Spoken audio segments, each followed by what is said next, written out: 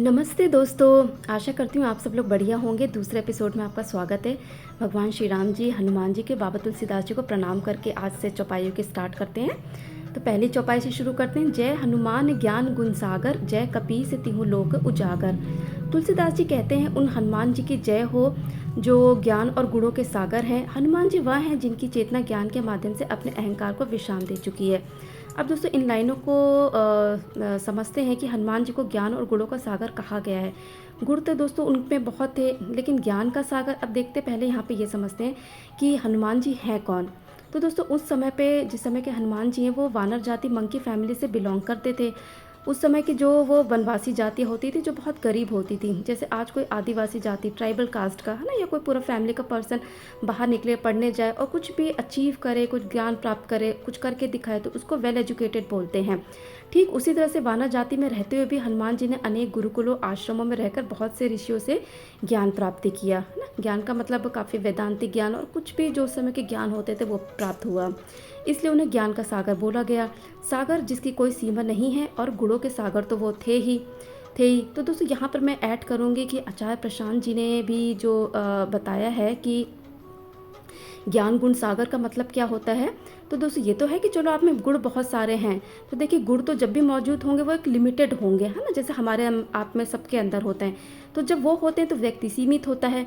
प्रकृति में सब कुछ सीमित ही सीमित होता है, और सागर शब्द का उपयोग किया जाता है असीम के द्योतक के रूप में। जब आपको असीम का इशारा करना होता है, वास्टनेस है ना का इशारा करना होता है, तो आप कहते हैं सागर, है ना, जिसका कोई लिमिटेशन ना हो। जब आपको सीमित की ओर इशारा करना होता है, लिमिटेड, तो आप कहते हो नदी, लहर या कभी बूंद, है ना। तो साहित्य में इसी तरह से चलता है। सीमित बताना होगा तो आप कहोगे लहर है, असीमित बताना होगा तो आप बोलोगे कि असीमित बताना है तो आप कहोगे सागर है।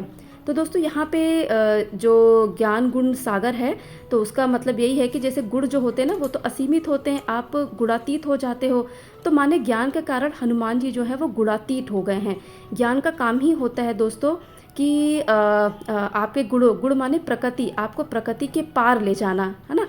तो दोस्तों लेकिन आजकल के जैसे जो यूथ लोग हैं, है ना, उनमें आप कितने लोग के अंदर देखते हैं, नॉलेज तो बहुत है, बहुत आज का साइंस टेक्नोलॉजी का टाइम है, लेकिन गुण कितने लोगों के अंदर होते हैं, वर्च्यूज़, है ना। वो जैसे ह्यूमैनिटी हो गई, पैट्रियोटिज्म हो गए, एक दूसरे को पर ब्लेम करना, है ना, ये सब चीज़ें हम कितना देखते हैं, और ये सब हम ही लोग हैं, कोई और लोग नहीं होते हैं, है ना। लेकिन हनुमान जी के अंदर ये सारे गुण थे। हनुमान जी कपियों मंकीज के स्वामी गॉड हैं, अर्थात वानर जाति में सबसे हाई जो क्या कहते हैं पोजीशन थी वो हनुमान जी को मिली उनके ज्ञान और गुणों के कारण, इसलिए उनको कपियों का स्वामी बोला गया। तीनों लोग, स्वर्ग, धरती और पाताल, हेवन, अर्थ और अंडरवर्ल्ड, इनसे ही उजागर होते, इल्यूमिनेटेड होते हैं। तीनों लोकों में हर काल में हनुमान जी विद्यमान रहे हैं। मान्यता के अनुसार हनुमान जी को अजर अमर बोला गया है। भगवान राम कृष्ण जी ने शरीर त्यागे, जैसा हमने रामचरितमानस और सीरियल्स वगैरह में देखा, बट हनुमान जी को किसी काल में कहीं पर मरते हुए नहीं दिखाया गया, ऐसा किसी ग्रंथ में भी नहीं दिखता है, और ऐसी कोई जानकारी भी नहीं है। इसलिए हनुमान जी हर काल में रहे हैं, उनकी कीर्ति उजागर है। यहाँ पे दोस्तों आचार्य प्रशांत जी ने इसको और डीप एलेबरेट किया। आचार्य Prashant ji farmer IAS officer है, वेदांतिक टीचर हैं, और काफ़ी अच्छे उनके वीडियोस है, मुझे भी बहुत पसंद है। काफ़ी इन सारे टॉपिक्स को वो बहुत डीप लेवल पे बताते हैं। उन्होंने यहाँ पे इसको बताया कि दोस्तों जो हमारी कॉन्शियसनेस होती है ना, उन्होंने हमसे जोड़ी है इस बात को एक लेवल और ऊपर, वेदांतिक लेवल पे। जो हमारी कॉन्शियसनेस होती है उसके तीन लोग होते हैं, तीन वर्ल्ड होते हैं। तीनों में होता है अंधेरा, मतलब डार्कनेस। क्यों? क्योंकि तीनों के केंद्र में बैठा होता है अहंकार, मतलब मैं, है ना। चेतना के तीन लोग कौन से होते हैं? जागृत मीन्स अवेक, स्वप्न मीन्स ड्रीम, सुषुप्ति मीन्स डीप स्लीप। और फिर उनके सेंटर पे हो गए अहम मैं। तो मैं का होना ही अंधकार होता है दोस्तों। और तीनों अवस्थाएं चेतना की वास्तव में किसकी होती है? वो अहम की होती हैं। तो चाहे हम जगे हों, चाहे सो रहे हों, चाहे सपना देख रहे हों, चाहे डीप स्लीप में हों, वो सब कुछ अहंकार के लिए ही होता है ना। कैसे? जैसे मान लो दोस्तों मैं सो रही हूँ, है ना, गहरी नींद में हूँ, एकदम कोई सपना अपना नहीं, लेकिन मेरा नाम लिया गया कविता, तो मैं क्या करती हूँ? जग जाती हूँ। माने मेरा अभी आइडेंटिफिकेशन मेरे नाम से है, वो जो मैं हूँ। तो दोस्तों यही अंधेरा होता है। सपने भी अगर मैं ले रही हूँ, उसमें मुझे अपने लिए तो खौफ और डर लगता है, कई बार पसीने छूटते हैं, सपनों में इंसान डर जाता है। यही तो लगता है कि मेरा कुछ अनिष्ट हो रहा है, मेरे डियर वंस का कुछ बुरा होने जा रहा है। तो बुरा भी मैं स्वयं के प्रति होने से घबराती हूँ। अहम मैं, ईगो तो कायम ही है ना यहाँ पे। और अब जब जगी हुई हूँ तब तो क्या ही कहना, अभी तो सब कुछ ही है, मैं हूँ और यह वर्ल्ड है, जगत है। तो अहम आई का होना ही अंधकार है। तो तीनों लोकों में उजाला लाइट फिर कैसे आती है ना? कौन इल्यूमिनेटेड करता है? ज्ञान, तब नॉलेज करता है। तो नॉलेज जो होता है वो आई को बता देता है, अहम को बता देता है, ईगो को बता देता है कि तुम तो स्टूपिड हो, तुम इतने पागल हो नहीं जितना तुम अपने आप को मानते हो। ये है ज्ञान का प्रकाश, इसको कहते हैं अहम का उजागर हो जाना। तो दोस्तों ये सारी नॉलेज हमें वेदांत से, उपनिषद से मिलती हैं। जिन लोगों ने वेदांत को समझा, जैसे स्वामी विवेकानंद जी हो गए, महर्षि रमण महर्षि हो गए, है ना? आज के टाइम में जैसे संदीप महर्षि जी जैसे लोग ने, और आचार्य प्रशांत जी हो गए, सर प्रियानंदा जी हो गए, प्रवज्जिका मैम हो गए, इन सब लोगों ने वेदांत का काफ़ी अच्छे लेवल तक का मतलब इसकी नॉलेज ली है, तभी हमारे पास ये नॉलेज आ रहा है। तो दोस्तों अहम क्या है? अहम है एक छाया की तरह। ये बहुत डीप लाइन है दोस्तों। अहम एक छाया की तरह, जिसको मैं बोलते हैं। मैं, अगर हम अपने अंदर बोले कि मेरे अंदर मैं क्या है, तो शायद कोई नहीं बता पाएगा, है ना? जो वेदांतिक नॉलेज जिसने एक्सपीरियंस किया होगा, जिसने पढ़ा होगा, वो हमको एक्सप्लेन कर सकता है। तो अहम एक अंधेरे की तरह है।